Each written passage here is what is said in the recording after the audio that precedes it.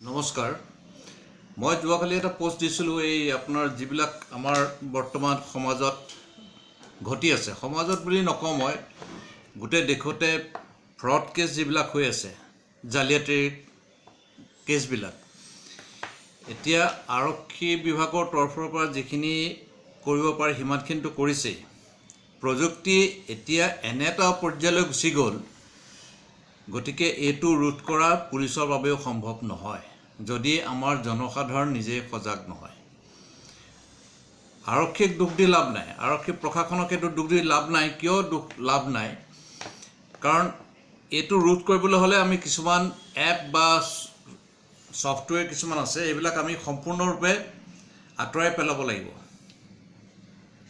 তেতিয়াহে এইটো ৰোধ কৰা সম্ভৱ আৰু দেখা গৈছে যে এতিয়া মই বোৰ্ডত লিখি থৈছোঁ SEO tool centre digital marketing VPN screen share এইবিলাক হৈছে এটা ছফটৱেৰ এতিয়া আপোনালোকে যেতিয়া কিবা এটা বস্তু অৰ্ডাৰ কৰিবলৈ যায় বা কিবা এটা দিয়ে আপোনালোকে ক্লিক কৰিলে কি হয় ফ্লিপকাৰ্টত নহ'লে এমেজনৰ প্ৰথমতে আহি যায় এতিয়া এই চেণ্টাৰবিলাকত ডিজিটেল মাৰ্কেটিঙৰ কাৰণে এইটো হৈছে এটা টাৰ্মছ এণ্ড কণ্ডিশ্যন আছে সেই টাৰ্মছ এণ্ড কণ্ডিশ্যনৰ ফলত তেওঁলোকৰ নামবিলাক হাইলাইট কৰা আছে এতিয়া এই ফ্ৰড কেছ জালিয়াতি গোচৰত যিবিলাকে এইবিলাক নিজৰ একাউণ্ট খুলি পেজ খুলি কিছুমান জালিয়াতিৰ কাম কৰি আছে এইবিলাক ৰোধ কৰা সম্ভৱ নহয় সম্পূৰ্ণৰূপে প্ৰতিদিনে বিভিন্ন লোক জেললৈ গৈ আছে এইবোৰ কামত জড়িত দিল্লীত অলপ কমিছে যদিও এই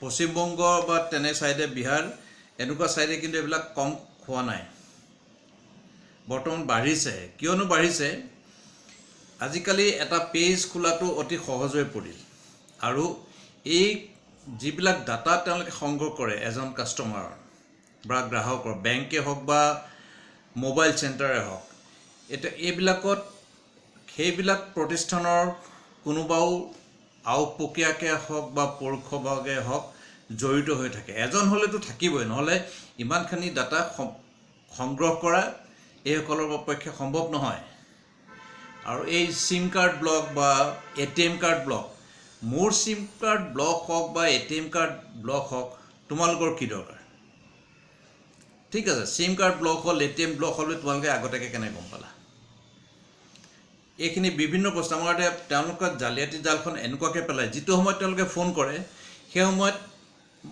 সাধাৰণতে মানুহ ব্যস্ত থাকে বিভিন্ন কামত আৰু বহুতৰ ক্ষেত্ৰত কি হয় পিছবেলা টকা উলিয়াবলৈ আছে কিবা কাৰণত ঘৰৰ কামতে হওক বা কাৰোবাক দিবলগীয়া আছে পটককৈ যদি ফোন এটা আহি যায় যে আপোনাৰ ATM কাৰ্ডখন ব্লক হৈ যাব দুধুমুধুৰত পৰে লকডাউন চলি আছে সেইটোৰ সুবিধাও লৈছে তেওঁলোকে দুধুমুধুৰত পৰে মানে যদি মোৰ ATM কাৰ্ডখন কিবা কাৰণত ব্লক হৈ যায় আকৌ মই এখন ঝামেলা মই আকৌ বেংকলৈ যাব লাগিব বা মোৰ মোবাইলটো ব্লক হয় আকৌ মই কল চেণ্টাৰলৈ যাব লাগিব বিভিন্ন ধৰণৰ চিন্তাই ক্ৰিয়া কৰে বহুতে ইমান দলৈকে ভাবি নাচায় ভাবে যে যেনে তেনে মোৰ কামটো হৈ গ'লে হয় এওঁলোকে যেতিয়া কৰি দিবলৈ বিচাৰিছে এওঁলোকে কৰি দিয়ক মোৰ কষ্টটো অলপ লাঘৱ হ'ব কিন্তু সেই তাৰ আঁৰত কি লুকাই আছে সিমানখিনি বহুতে ধৰিব নোৱাৰে আৰু এই ডিজিটেল বা টেকন'লজিৰ কিছুমান টাৰ্ম আছে যিবিলাক আমাৰ সৰ্বসাধাৰণৰ পক্ষে ইমান বিতংভাৱে বুজাটো সম্ভৱ নহয়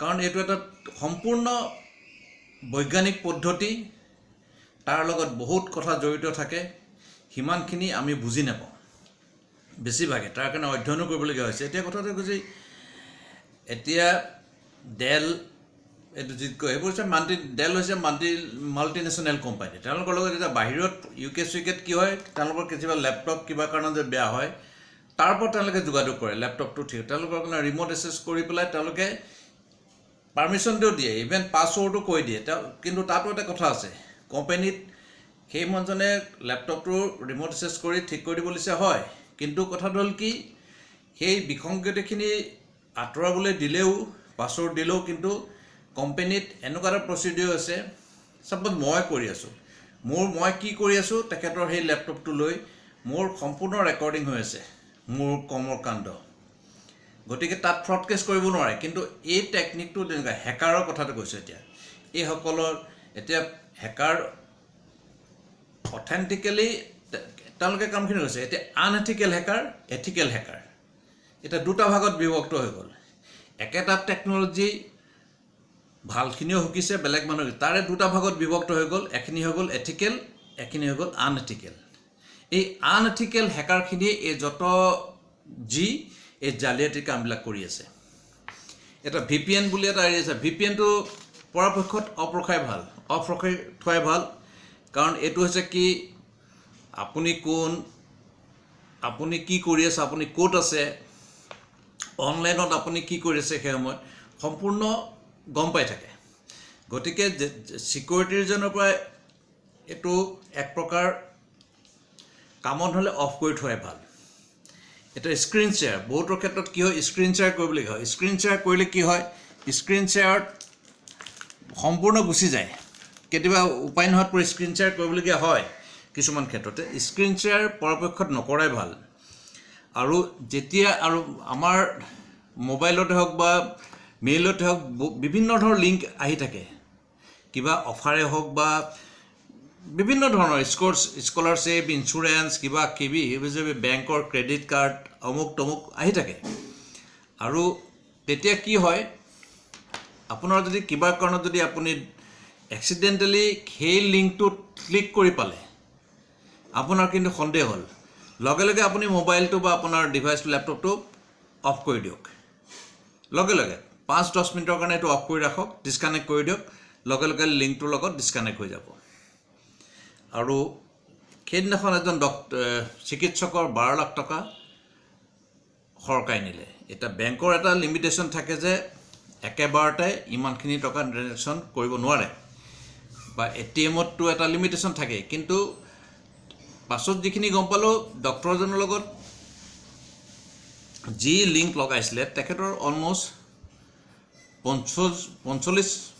40 মিনিটতকৈ বেছি সময় কথোপকথন হৈছে মোবাইলত।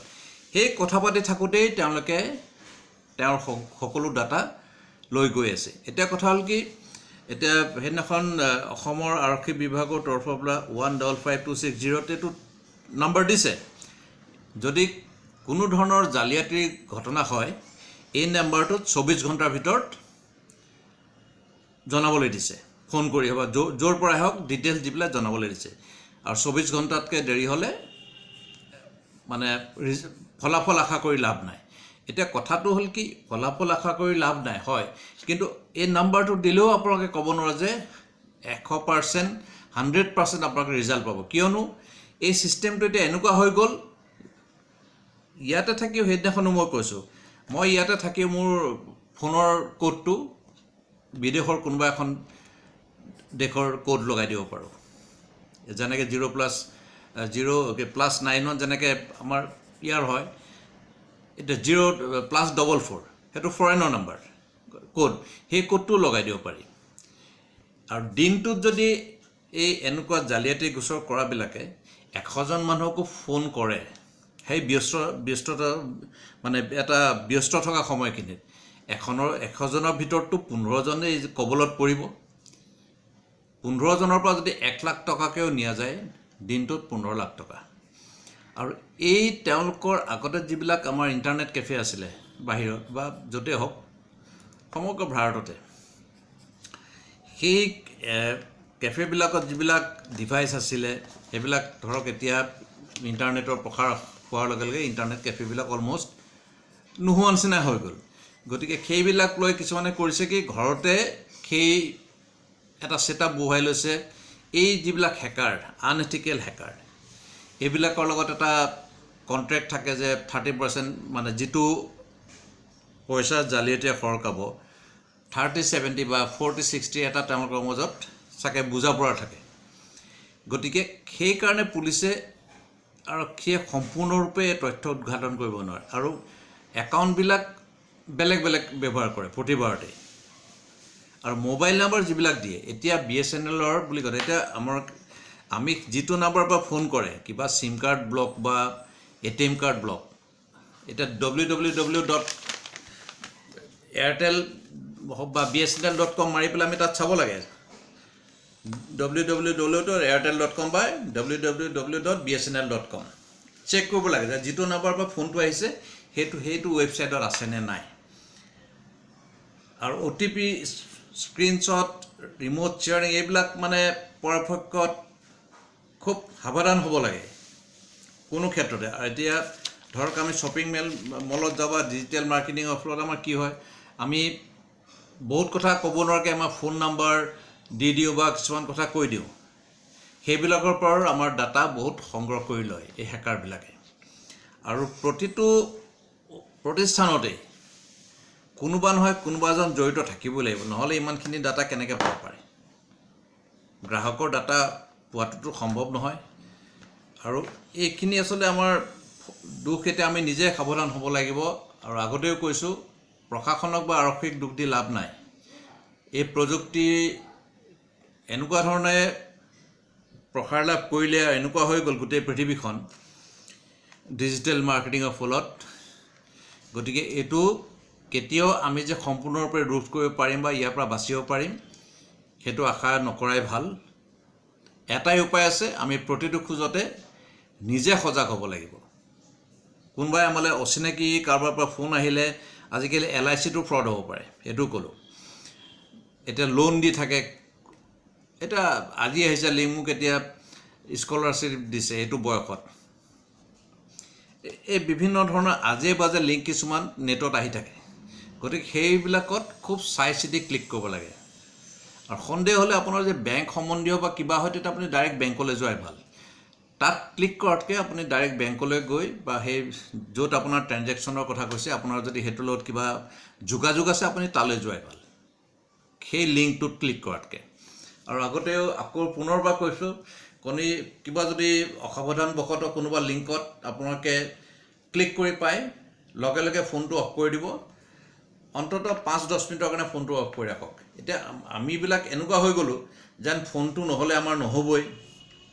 আগতে কি আমাৰ বেংক একাউণ্ট চলা নাছিল নেকি? আজি বা 20 বছৰ আগতে বেংকৰ একাউণ্টটো তেনেকৈও চলিছিল, জীৱন বীমা নিগমৰো কাম কাজ তেনেকৈ চলিছিল।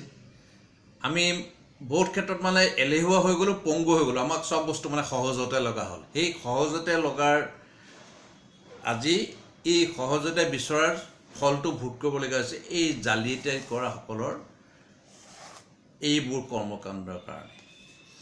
গতিকে এইটো ৰোধ কৰিব যিহেতু নোৱাৰি সম্পূৰ্ণৰূপে, এইটো বাঢ়ি বাঢ়ি গৈ আছে, স্থান বদলি কৰি থাকে। স্থান বদলি কৰি থাকিলে আমি কি কৰিব পাৰে? আৰক্ষীয়ে কি কৰিব পাৰে? কোনেও একো কৰিব নোৱাৰে।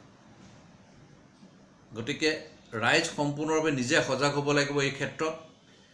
আৰু এতিয়া সকলোৰে বাবে SEO কি, SEO tool centre, digital marketing, VPN, screen share, সাধাৰণ জনতাৰ বাবে যিসকল লোক গাঁৱলীয়া অঞ্চলত বাস কৰে বা যিসকলে এইটোৰ লগত কোনো সম্বন্ধ নাই, এইবিলাকৰ লগত তেওঁলোকে এইবোৰ বুজি নাপায়। তেওঁলোকক সজাগ কৰি তুলিব লাগিব জনা বুজাসকলে, যে সেই অঞ্চলৰ যিসকলে বুজি পায়, এইটো বিষয়ে অধ্যয়ন কৰিছে, তেওঁলোকে সেই অঞ্চলৰ মানুহক সজাগতাটো নিজে আনিব লাগিব। তেখেতসকলক বুজাই বঢ়াই যে আপোনালোকে এইটো নকৰিব, এইটো কৰিলে এইটো হ'ব, এইটো হ'ব। পাছত ঘটনাটো হৈ যোৱাৰ পিছত কাৰোবাৰ কষ্ট উপাৰ্জিত ধন এবাৰ সৰকাই নিয়াৰ পাছত আপুনি য'তেই জনাওক, সেইটো আপোনাৰ যে ঘূৰি আহিব আশা ক্ষীণ। সেইকাৰণে সকলোকে সজাগ হ'বলৈ অনুৰোধ কৰিলোঁ। আশা কৰোঁ এই ক্ষেত্ৰত আমি ইজনে সিজনক সহায় কৰি আগবাঢ়ি যাম।